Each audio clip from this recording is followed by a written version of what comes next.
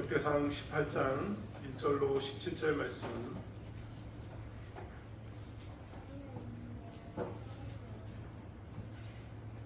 상혁이하고 대기학생은 이쪽으로 오세요. 이쪽.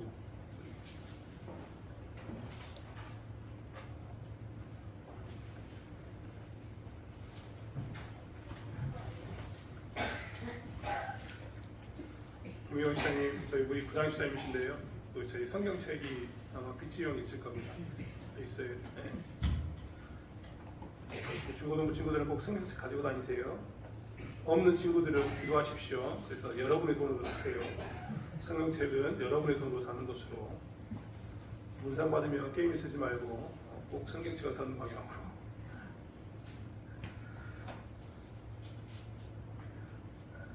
역대상 18장 1절로 17절 말씀. 한 절씩 교독할 텐데요. 우리 중고등부 친구들은 특별히 목소리를 또릿또릿하게 잘 끊어서 읽어주셨으면 좋겠습니다. 역대상 18장 1절로 17절 말씀을 한 절씩 교독하겠습니다. 그 후에 다윗이 블레셋 사람들을 쳐서 항복을 받고 블레셋 사람들의 손에서 가드와 그 동네를 빼앗고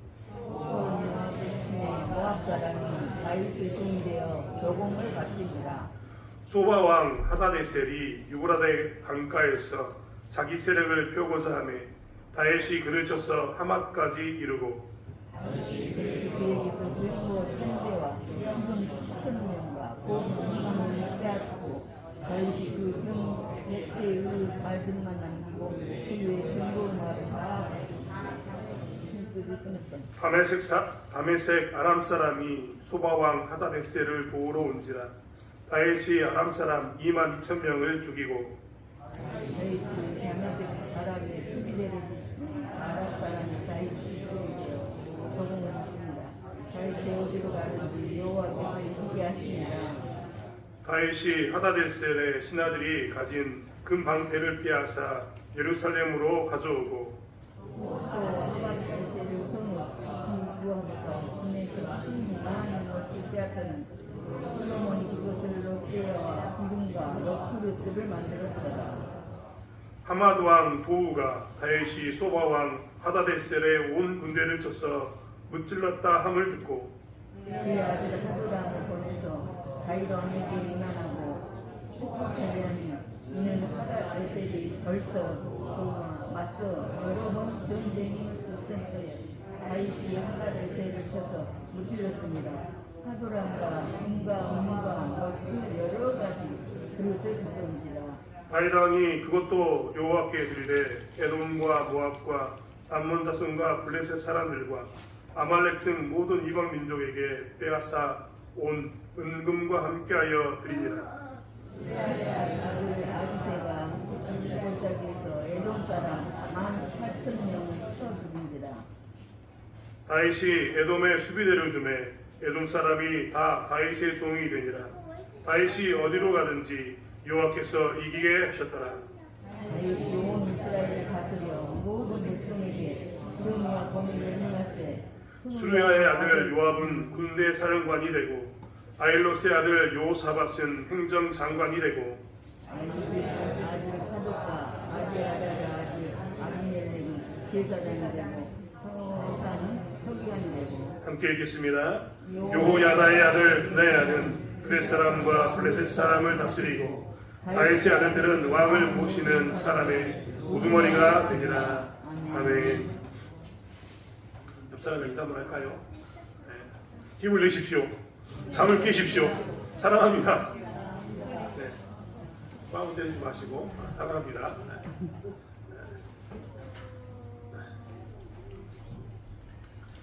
이 시간 되면 슬슬 피곤하시죠? 히터 끌까요?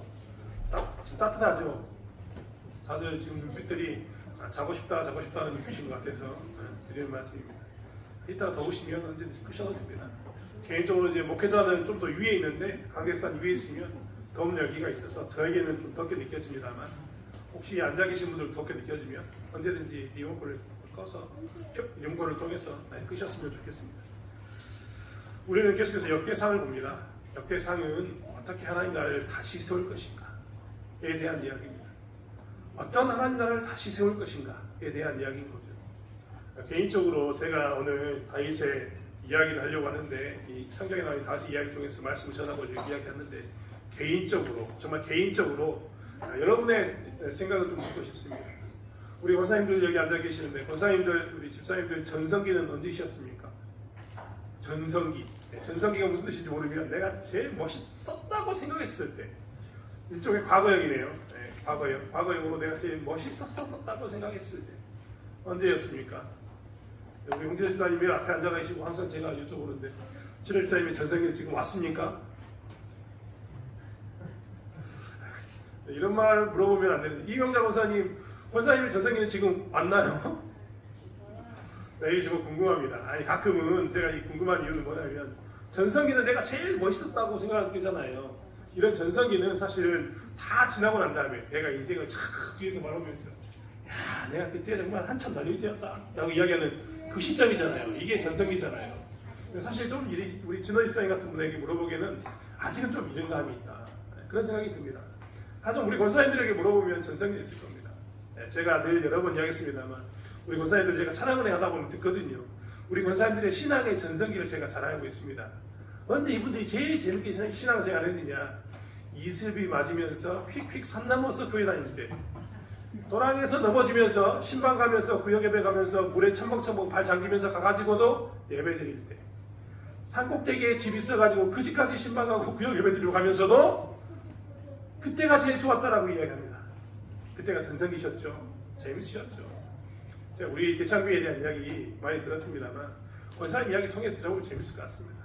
저 모내기하고 난 다음에 같이 그때 또 교회에서 같이 모내기했던 그 시기가 있었다고 하면서 그 자랑 하신 분도 많더라고요. 또 저 교육관에서 바글바글 모여가지고 같이 음식 먹고 회 먹고 기도하고 같이 찬양하고 노래하고 이게 다 전성기잖아요. 대창교회의 전성기. 2층에 올라가가지고 쑥쑥 예배드리고 기도했던 그때가 전성기라고 아마 생각할 겁니다. 하지만 우리는 전성기에 대해서 한 가지 착각해서는 안 되는 게 있습니다. 우리 권사님들이 꼭 전성기에 대해서 이야기할 게 뭐냐면 우리는 우리의 개인적인 단위로 보면 나의 단위로 보면 나를 기준으로 보면 나의 인생의 전성기가 있습니다. 하지만 우리가 기억해야 될 것은 뭐냐면 우리는 어떤 단위로 사는가가 굉장히 중요합니다. 만약 나 중심으로 살면 내가 최고의 전성기 있으면 됩니다. 근데 가족 단위로 살면요. 내가 잘 되는 것보다 뭐가 더 잘 돼야 됩니까? 자식들이 가면 갈수록 잘 돼야 되죠. 그래서 우리 가족의 전성기는 뭐로 봅니까? 내 자식이 잘 되고 내 자식의 아이들이 잘 되면 자랑합니다. 그리고 크레카드 붙입니다. 뭐라고 붙입니까? 뭐 승진, 입학, 합격 붙입니다. 왜냐하면 이 전성기에 대한 단위가 내가 아니라 뭐가 됐습니까? 가족이 된 겁니다. 더 넓히면 마을에 대한 사람도 있습니다. 마을에 누구의 아들 됐습니다라고 이야기합니다. 내가 이번에 우리 표강현 집사님께서 이 농협 감사가 됐는데요. 축하한다고 말씀드렸습니다만 그 중에 현수막 중에 제일 인상 깊었던 현수막이 하나 있었습니다. 우리 표광경 형님, 표광경 당선된 거 감사해. 앞에다가 우리를 붙였더라고요. 우리. 내가 그거 보면서 이 사람은 정말 단위가 마을 사람이거나 아주 가까운 사람이다 생각이 들었거든요. 그러면서 어떤 생각이 이분에게는 우리라고 붙이는 이것이 이 울타리구나, 기본이구나 라는 생각을 했습니다. 누구나 다 그런 겁니다. 마을이 기본이 되면 마을에 잘 되는 것, 마을의 전성기를 좋아합니다. 국가의 개념으로 가면요. 나는 국가가 최고다라고 한 사람은 국가의 전성기를 좋아합니다. 그래서요. 국가가 잘 되기를 계속해서 잘 되기를 꿈꾸는 거죠. 대부분 한국 사람들은요. 국가의 전성기를 꿈꿉니다. 그래서 고구려 시대 때나 혹은 우리나라가 영토가 넓었을 때 이때를 꿈꾼다니까요. 왜냐하면 그게 다 내가 가지고 있는 기준, 내가 생각하는 단위의 기준이 딱 그렇기 때문에 그렇습니다. 우리 권사님들 전성기가 다 왔다고 이야기하지만요. 개인적인 단위로 보면 전성기가 왔을지 모릅니다. 하지만 가족의 단위와 교회의 단위를 본다면 아직 전성기가 오지 않았다. 저는 개인적으로 그렇게 생각합니다. 왜냐하면 권사님들의 가정들은 그리고 우리 장로님들의 가정들은 집사님들의 가정들은 아브라함, 이삭, 야곱, 요셉으로 가면 갈수록 점점점 커갔던 것처럼 커가야 되기 때문에 그렇습니다. 대창교회 전성기도 저는 그렇게 생각합니다. 아직 우리는 지금 부침을 겪고 있지만 아직 대창교회 전성기는 오지 않았다. 우리 교회 단위로 본다면 계속해서 커가는 것이 우리 교회 하나님께서 주신 뜻이다라고 생각을 합니다. 그리고 하나님께서 말씀하셨던 교회의 단위로 본다면 아직 하나님의 나라에 대한 이 교회의 단위로 본다면 하나님의 나라는 아직 전성기가 오지 않았다. 하나님이 다시 오시는 그날이 우리는 최고의 전성기 때인데 아무튼 그런 전성기를 우리는 언젠가는 맞이하게 돼야 된다라는 것을 우리가 같이 나누고 싶습니다. 또한 우리는 아직 전성기가 오지 않았기 때문에 전성기에 관한 이야기하면 나는 이미 끝났어 이렇게 생각하는 것 자체를 좀 버렸으면 좋겠습니다. 왜냐하면 우리가 생각했던 단위 가운데 나를 좀 버리고 교회의 전성기, 우리 가족의 전성기 이것만 봐도 우리의 전성기는 더 커져야 될 것이 분명하기 때문에 그렇습니다. 우리 오늘 여기 중고등부 친구들이 앉아있는데요. 우리 중고등부 친구들은 전성기입니까? 승현아 너의 전성기인 것 같아? 이런 고백이 나와야 될 줄 믿습니다. 네, 승현이는 앞으로 크면 클수록 전성기를 맞이할 겁니다. 이런 전성기가 나와야죠. 당연한 겁니다. 이 아이들은 앞으로 전성기를 향해 나가야 되고 전성기가 커져야 되는 거죠. 하지만 우리가 잘 알고 있는 것처럼 모든 사람들은 다 그 점점 올라가서 나타나는 그 최고의 가치인 전성기를 맞이하고 싶습니다. 이스라엘 백성들도 별반 차이가 없습니다. 우리가 계속해서 역대기를 보면서 계속 이야기하고 저희가 새벽 기도를 통해서 이야기하고 계속 이야기합니다만 이스라엘 백성들이 포로로 끌려서 돌아왔다니까요. 나라가 없습니다. 지금 나라가 없어요. 성전도 없고 예루살렘이라고 얘기했던 수도에 성벽도 없습니다. 아무것도 없는 상태에서 그들은 다시 어떻게 되냐면 없어진 나라, 무려 70년 동안 사라져버렸던 나라, 이 나라를 다시 재건해야 됩니다. 그러기 위해서 돌아왔습니다. 그들이 바라보는 전성기는 언제였을까? 그들도 우리가 동일한 마음을 가졌을 겁니다. 우리나라는 그때가 좋았는데 그때로 갔으면 좋겠다 이런 마음을 품었을 겁니다. 그리고 또 한편으로는 우리나라는 앞으로 그런 나라를 뛰어넘어서 더 큰 전성기로 나갔으면 좋겠어 우리를 통해서 라는 마음을 가지고 있었을 겁니다. 오늘 이스라엘 백성들이 가지고 있었던 가장 전성기라고 했던 나라가 언제냐면 다윗의 왕조가 있었을 때입니다. 여러분 포로로 돌아왔던 그들의 사랑은 우리가 여러 번 이야기했습니다만 계속 봅니다만 한 번 더 들어보시기 바랍니다.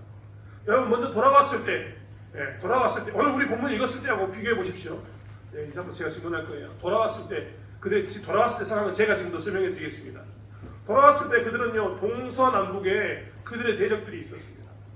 이스라엘 백성들이 포로로 몽땅 끌려가고 나라가 다 흩어져 버리니까 북쪽 이스라엘은 아수르가 쫓아와가지고 백성들을 뽑아다가 딴 나라에 던져버렸습니다. 이렇게. 그러니까 나라가 공동화될 거 아닙니까? 비어있을 거 아닙니까? 그러니까 주변 나라들이 옳다구나 지금이 기회다 그 땅에 들어가 살자라고 한 사람들이 생겼습니다.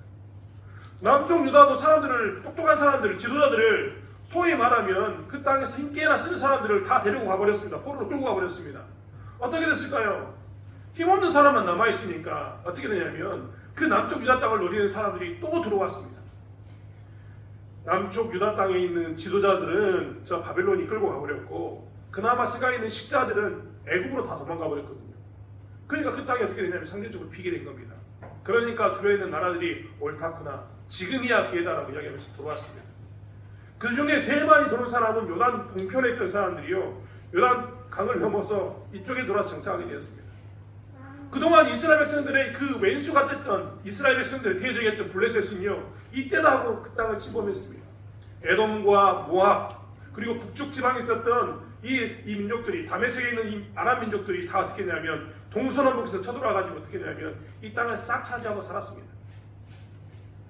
이제 포로로 끌려갔던 그들이 돌아와가지고 이거 우리 땅이야 70년 만에 주장하니까 어떤 일이 있었냐면 무슨 소리야 우리가 70년 동안 여기 다스리고 살았는데 야 우리가 이 땅에 들어온 지가 정착한 지가 70년이야 무슨 이 땅에 지금 와가지고 땅 달라고 이야기하는 거야 하고 이야기하면서 그들이 사사건건 다시 하나님 나라를 세우려가는 그들을 방해하고 있었습니다.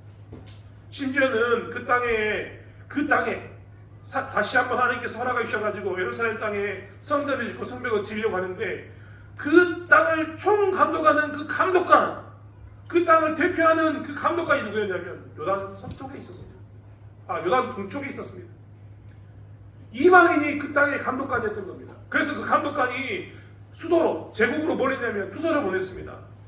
잘 생각해 보십시오. 황제야 잘 생각해 보십시오. 이 사람들이 성전을 짓고 그 다음에 성벽을 지어서 황제에게 대적하려고 합니다라고 이야기합니다. 그러니까 뭐라고 이야기했을까요? 그만둬라고 돌아버린 겁니다. 그들의 입장에서는요 땅이 동서남북이 다 왼수들로 차이는 겁니다. 왼수들로.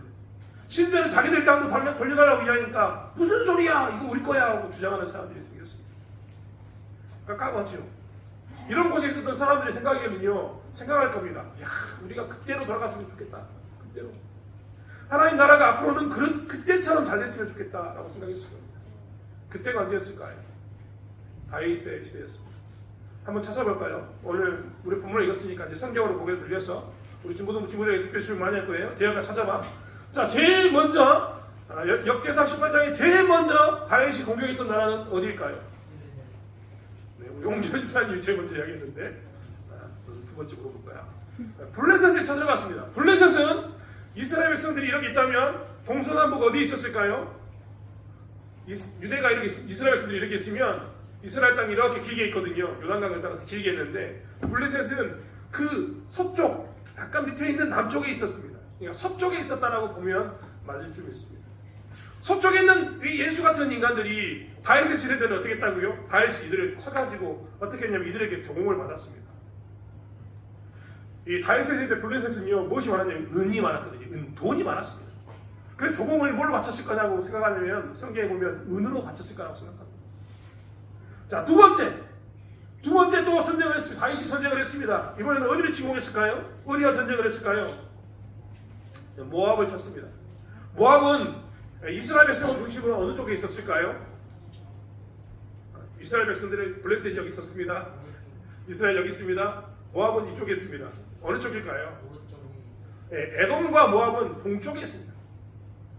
동쪽에 있는 거죠. 이렇게 이야기하니까 여러분과 반대인가요? 아무튼 동쪽에 있습니다. 이 디조의 근처로 블레셋이 있었고 서쪽에 있었고 동쪽에는 모압과 에돔이 있었거든요. 근데 뭘 했냐면 이 모압을 쳤습니다. 그리고 모압을 치니까 이 모압이 다윗에게 뭘 바쳤다고요? 조공을 바쳤습니다. 성경에 보면요 모압 땅에는 양들이 많았습니다. 그래서 그들은 뭘 했냐면 수십 마리의 양털을 깎아가지고 이들에게 조공을 바쳤습니다. 위쪽. 그 다음 세 번째 전쟁은 어디 당했습니까? 세 번째 전쟁은 되어가 세 번째 전쟁은 어디 하고 있습니까? 어디 나라 망하고? 네, 3절 소바왕 하다데스라고 전쟁을 했습니다. 소바단 하다데스이 살았던 곳이 나왔습니다. 뭐라 나왔습니까? 3절에 어디 강가? 승현 어디 강가? 유브라데 강가입니다. 유브라데 강가는 이스라엘 중심으로 북쪽에 있는 나라입니다. 북쪽에 있는 나라. 북쪽에 있는 나라가 전쟁을 했는데 그곳에서 어떻게 했다고요? 다윗이 이겼다고 졌다고요? 졌습니까? 이겼습니다. 북쪽에 있는 나라하고 싸워가지고 어떻게 했다고요? 이겼어요. 지금 다윗은요 동서남북과 싸워서 이겼습니다. 나중에 아라바라랑 싸우는데 밑에 있는 남쪽과도 싸우는데 남쪽도 조공을 바칩니다. 다윗의 시대는요 동서남북에 있는 모든 사람들과 싸워가지고 다 이겼습니다. 전쟁에서 다 승리했습니다. 그런데 지금 포로로 돌아온 이스라엘 백성들 입장에서는 어떤 시대를 살고 있다고요? 동서남북에 있는 모든 사람들이 다 이스라엘을 괴롭히고 있습니다.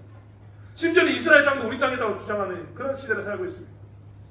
이런 시대를 살고 있으니까 그들의 입장에서는 상대적으로 뭐가 그립냐면 언제로 가고 싶냐면 다윗의 시대로 가고 싶은 겁니다. 다윗의 시대처럼 동서남북을 다 우리가 이렇게 힘을 발휘해가지고 이 사람들이 하나님 나라를 무시하지 못하는 그런 나라를 만들고 싶은 겁니다. 그들에게 있어서 전성기는요 그렇기 때문에 다윗의 나라, 이 전성기 동서남북을 다 조공받는 그런 나라를 만들고 싶었던 겁니다. 두 번째로 돌아온 포로들의 삶을 이야기해 볼까요? 그들은 돌아와서 어떤 어려움을 겪게 되냐면 경제적인 어려움을 겪습니다. 경제적인 어려움. 그들에게 기근이 찾아왔을 뿐만 아니라 약탈자들이 쫓아와서 계속해서 그들의 물건을 훔쳐갑니다. 심지어는 성벽과 성전을 건축하는데 막대한 양의 재물이 들어가지 않습니까? 여러분 우리가 잘 알고 있는 것처럼 토목공사를 한다는 것은 엄청나게 많은 돈이 필요합니다. 성벽과 이 성전을 짓는데 막대한 돈이 들었던 겁니다. 돈을 자기들 가진 것을 탈탈 들어가지고 성벽 짓고 성전 짓는 데 투자했습니다. 그러니까 자기들의 수준에 돈이 없는데 거기에다가 더 어려움이 찾아오니까 황충과 메뚜기대 같은 것이 찾아오니까 그들은 더 어려웠습니다. 그래서 자기 자식을 벌목으로 살 만큼 어려움을 경험하고 있었던 겁니다. 그래서 그들은 뭐라고 얘기했냐면 하나님 정말 죄송합니다. 우리가 먹고 살 것도 없어가지고 하나님께 못 드리겠습니다. 이해해 주십시오라고 이야기했습니다.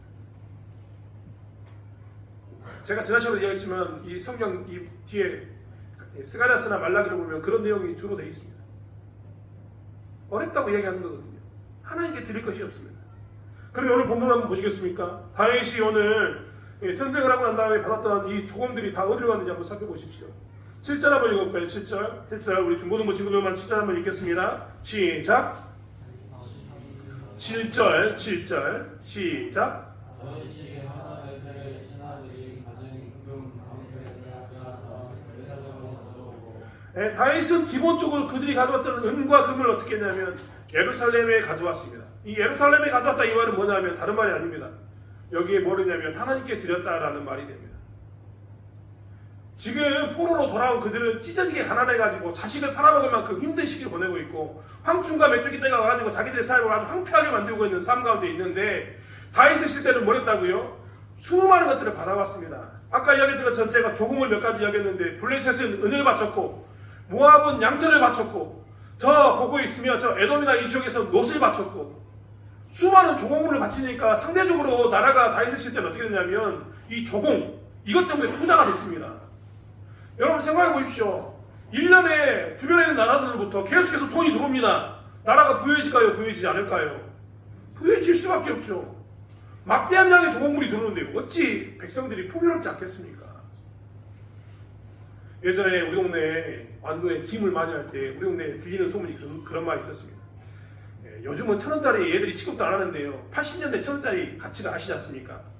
짜장면 한 그릇에 300원 했습니다. 근데 그 당시에 완도 사람들이 뭐라고 얘기했냐면 김을 많이 하니까 일본으로 수출하는 김할 때 완도 사람들이 그렇게 이야기했습니다. 완도에는 지나가던 개도 1,000원짜리 물고 다닌다.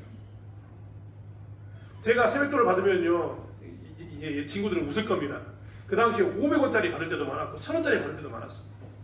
아버지 친구가 제게 용돈 줬는데 1,000원짜리 주셔가지고 제가 사고 쳤다고 한번 이야기했지 않습니까? 그만큼 부유했습니다. 네, 우리가 말하는 것처럼 이 시대도 그렇게 부유하게 사는 겁니다. 조공이 많으니까 돈이 많으니까 풍성하게 쓰고 사는 겁니다. 그런데 지금은요 가난하게 살고 있는 겁니다. 그것만 있습니까? 전쟁에 승리하니까 막대한 양이 뭐가 있습니까? 승리를 통해서 주변 나라가 더 이상 침공하지 않으니까 뭐라 하게 되냐면 정치적인 안정과 군사적인 안정, 외교적인 안정을 누리니까 백성들이 근심 걱정이 없습니다. 먹고 사는 문제가 해결되고 나면 그 다음에 뭐가 걱정됩니까? 여러분 전쟁자가 불가면 그게 편하겠습니까? 근데 이 다윗의 시대 때는 뭐가 있었냐면 이 전쟁에 관한 문제도 없었고 경제적인 문제도 없었고 문제가 없는 삶을 살았습니다. 그들은 돈이 많다 보니까 있다 보니까 자연스럽게 어떻게 하냐면 하나님께 드리는 삶을 살았습니다. 다윗이 오늘 조공물을 하나님께 드렸다라고 얘기하니까 많은 사람들이 착각합니다. 다윗은 모든 것을 다 전쟁에서 이긴 것을 하나님께 드렸냐 이런 말이 아닙니다. 하나님 중심으로 됐다니 하나님 중심으로. 전쟁의 승리품에 대해서 하나님께서 이기게 하셨으니까 하나님께 드릴 것은 드린다라고 이야기합니다. 나머지는 나눠 가졌겠지요. 또 첫 번째 것을 하나님께 드린다고 이야기해서 첫 번째 것을 기꺼이 하나님께 드립니다. 그들은 그들의 기회가 있을 때마다 우리가 레기에서 봤던 것처럼 번제와 화제와 속죄와 화목제, 속건제를 다 드릴 겁니다. 왜요? 소와 양과 순양, 비둘기가 넘쳐나니까, 밀가루가 넘쳐나니까. 그런데 지금 이스라엘 백성들은 그런 삶을 살고 있지 않습니다. 그래서 그들은 꿈꾸는 겁니다. 야, 우리도 다윗처럼 잘 살았으면 좋겠다. 다윗의 세처럼 우리가 좀 그렇게 주변 나라들로부터 우리 것 안 뺏기고 오히려 주변 나라부터 많은 것을 받아서 우리가 풍성한 삶을 살았으면 좋겠다. 하나님께 드릴 만한 것들이 있어서 우리가 정말 부차하게 하나님 미안해요, 드릴 게 없네요 라고 이야기하는 그런 삶을 안 살았으면 좋겠다 라고 그들은 생각하는 겁니다. 그러면서 그들은 다윗의 시대를 전성기를 꿈꾸고 사는 겁니다. 오늘 14절의 말씀 한번 보겠습니다. 14절의 말씀을 보면 14절 말씀을 같이 읽을까요? 14절 시작. 14절의 말씀을 같이 한번 읽도록 하겠습니다. 시작.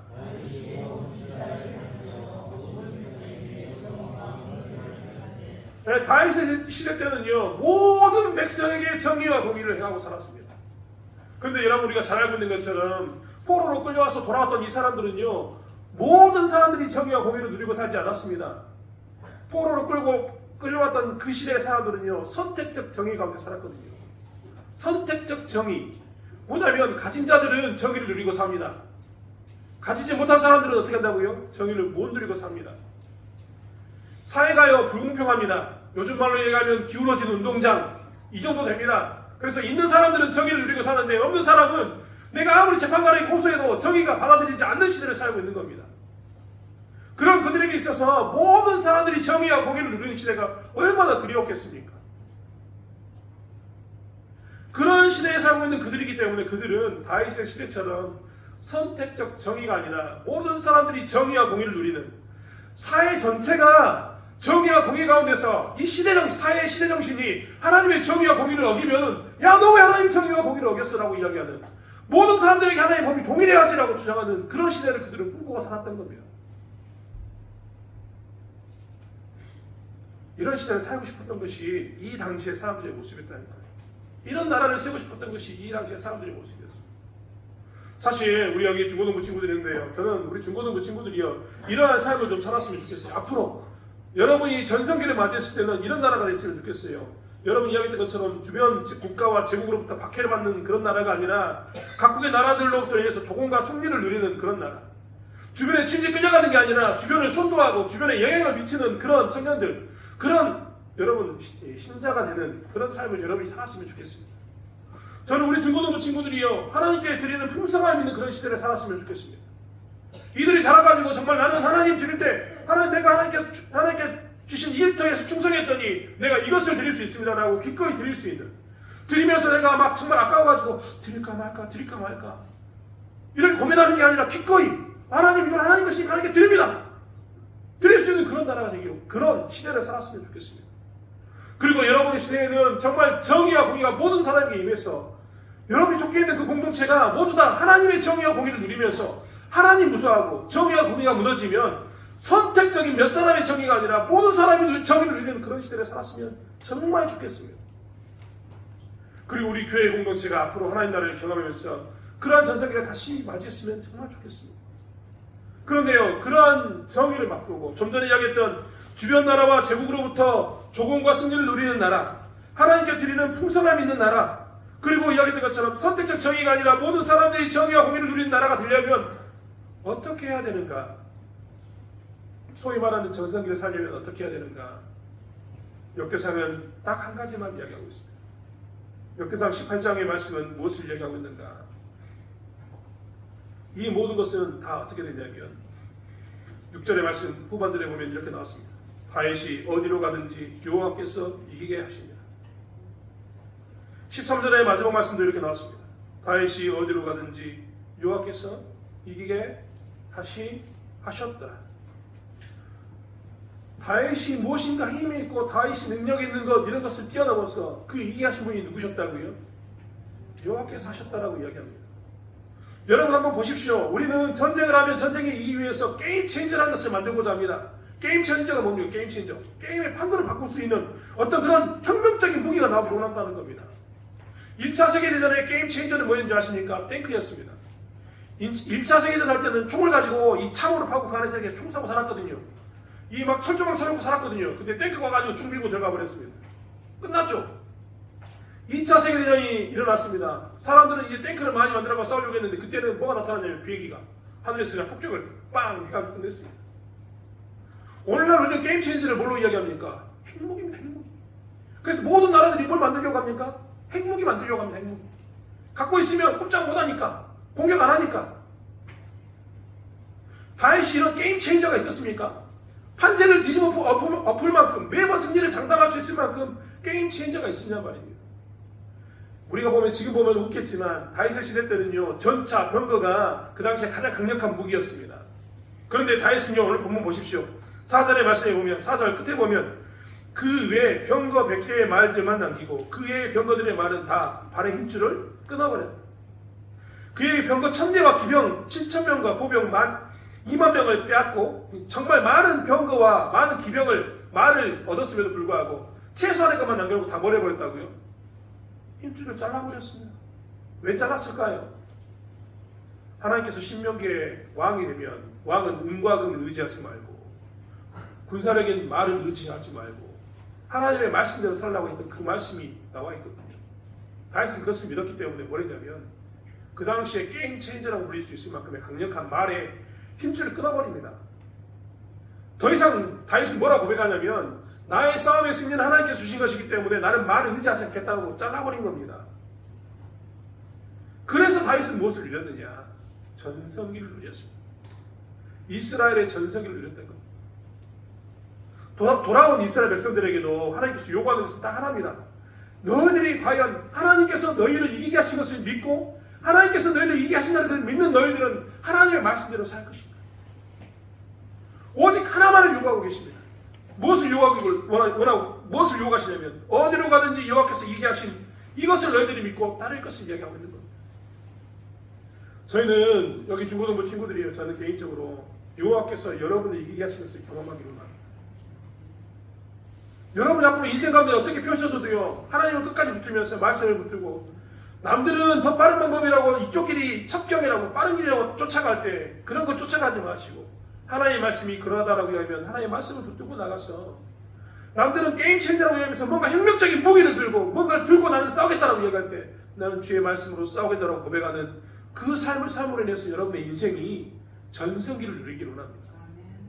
저는 그래서 여러분이요 앞으로 이 중고등부 친구들이 앞으로 정말 하나님의 말씀대로 살아서 전성기를 누리는 그런 삶을 살기를 원합니다. 반면에 대창교회가 앞으로 우리가 속한 대창교회가 앞으로 전성기를 또한 누리기를 원합니다. 여러분 우리는 무엇에 목숨을 걸어야 합니까? 대창교회를 다시 한번 세우기 위해서 무엇에 목숨을 걸어야 합니까? 대창교회를 다시 한번 전성기로 이끌기 위해서 신앙이 우리에게서 끊긴 게 아니라 이 믿음의 계주가 다시 한번 이어져서 이 군남 지역의 복음이 제일 많이 확산되는 그런 전성기를 다시 한번 우리가 맞이하기 위해서 무엇에 제일 힘써야 됩니까? 하나님께서 우리에게 딱 하나를 말씀하고 계십니다. 어디로 가든지 여호와께서 이기게 하신 것을 믿고 따르는 것. 우리의 가정 가운데서 나는 하나님께서 우리의 가정 가운데 있는 문제를 해결해 주시고 하나님께서 우리의 가정 가운데 있는 그 문제 가운데서 이기게 해주실 거야라고 고백하고 사는 것. 우리가 속한 직장에서 하나님께서 나의 이 직장 가운데서 나를 이기게 하실 것이고 하나님께서 나를 최고의 전성기를 살게 하실 것을 고백하며 사는 것. 우리가 속한 마을에서 우리가 그것을 고백하고 사는 것. 우리가 속한 교회에서 하나님께서 우리를 이기게 하시고 우리의 가장 높으신 가장 큰 전성기를 누리게 하실 거라는 것을 믿고 사는 것.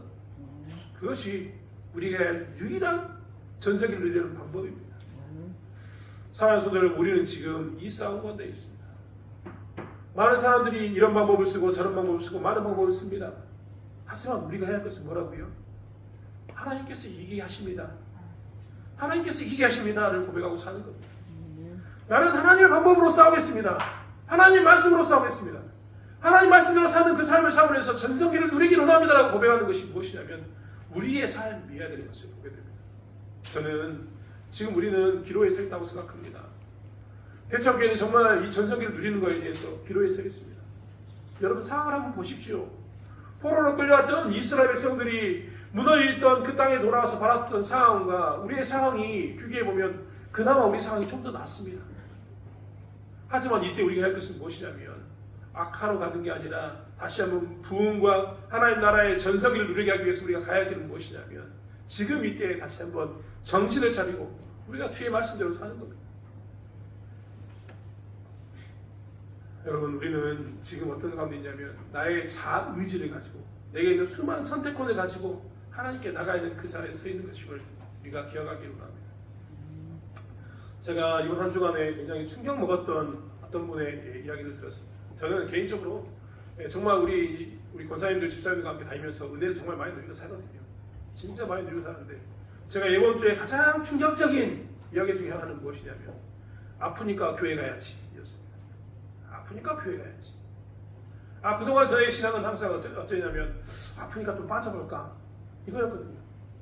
근데 이 권사님이 차를 타시더니 하는 이야기가 몸이 아파 죽겠는데 아프니까 교회 가야지 저한테 그러는 겁니다. 사실 제가 감기증이 좀 있었거든요. 그 말 들은 정신이 번쩍 났습니다. 아이고 아프니까 교회 가야 되는데 목사부터 빠져가지고 아프니까 어떻게 좀 쉬어볼까 이 생각하고 있는 모습이 너무나 부끄러운 거예요. 근데 마침 우리가 그 자리에 서 있습니다. 우리의 기로가 그렇다는 겁니다. 이 선택의 영역에서 우리가 지금 힘드니까 다른 방법을 찾는 게 아니라 힘드니까 뭐 해야 되는 거예요? 하나님 앞에 나가야지. 지금 우리가 지금 무엇인가 하려고 하는데 잘 안 되니까 우리는 뭐 해야 된다고요? 하나님 앞에 가지고 나가야 되는 겁니다. 어려우니까 하나님께 가지고 나가는 거고 힘드니까 하나님께 가지고 나가는 거고 아무것도 없으니까 하나님께 가지고 나가는 거고 그러면서 하나님께 주시는 뭘 바라봐야 된다고요? 전성기를 바라보고 나가야 되는 것이 우리의 신앙인 줄 믿습니다. 그러한 믿음이 우리 가운데 회복되어졌을 때 우리는 뭘 한다고요? 하나님 주시는 전성기를 누리게 됩니다. 사랑하는 성도 여러분, 정말 2월달 한 달 동안 우리가 구하라 그러면 유리되라는 말씀을 가지고 또 씨름하고 살아야 되는데 우리가 정말 힘들고 어려운 이 시기에 다시 한번 전성기를 바라보면서 우리의 문제를 놓고 하나님께 나가기를 원합니다. 하나님께 나와서 구해야지만 어떻게 된다고요? 이루어지는 겁니다. 아프시면 교회 나오시고 문제 있으면 교회 나오시고 힘들면 교회 나오시고 우리의 전성기를 꿈꾸면서 하나님 내가 하나님께 나왔사오니 하나님만을 따르겠사오니 우리에게 전성기를 주십시오라고 고백하는 신자의 삶을 살아가는 저와 여러분이 되기를 원합니다. 2024년도 2월달을 보내면서 여러분이 정말 2월달이 내게 있어서는 그동안 누리지 못했던 전성기였다. 하나님이 나를 이기게 하신 것을 경험하는 시기였다. 하나님이 나를 채워주는 시기였다라고 고백하는 그런 전성기의 2월달이 되시기를 원합니다. 그러한 삶을 사는 신자의 삶을 사는 6월달을 보내시는 하나님 앞에 모든 것을 가지고 나와서 하나님이 주시는 전성기를 누리며 사는 저와 여러분이 되길 원합니다. 기도하겠습니다. 하나님, 바이스의 나라의 특징이 무엇이었습니까? 그들은 조공과 승리를 누리는 나라였습니다. 하나님께 드리는 풍성함이 있는 나라였습니다. 그들은 모든 사람이 정의를 누리는 공의를 누리는 나라였습니다. 소위 말하면 나라로서 가장 큰 전성기를 누리는 나라였습니다. 그 이유는 무엇인가? 하나님께서는 어디로 가든지 다윗에 대해서 여호와께서 이기게 하셨다라고 이야기합니다. 하나님과 동행함이 다윗의 전성기를 누리게 하는 비결이었습니다. 하나님 우리 또한 다시 한번 하나님과 동행함으로 하나님이 주시는 그 전성기를 누리기를 원합니다. 하나님 우리도 조공과 승리를 누리는 그 풍성함 있는 나라를 꿈꿉니다. 하나님께 드릴 때 이것저것 재지 않고 기꺼이 드릴 수 있는 풍성한 나라를 꿈꿉니다. 하나님 모든 사람들이 공의와 정의를 누릴 수 있는 그런 공의와 정의가 행해지는 그런 나라를 꿈꿉니다. 그런 나라를 그런 전성기를 누릴 수 있도록 우리가 다시 한번 하나님의 뜻 가운데 그리고 하나님의 보호자 앞으로 나가는 신자의 삶을 살게 하여 주시옵소서. 문제가 있으므로 어려움으로 하나님께 나감으로 해서 하나님께서 이루신 것을 맛볼 수 있는 저희의 삶에 되게 도와주실 줄 믿사오며 감사드리며 예수님의 이름으로 기도드렸습니다. 아멘.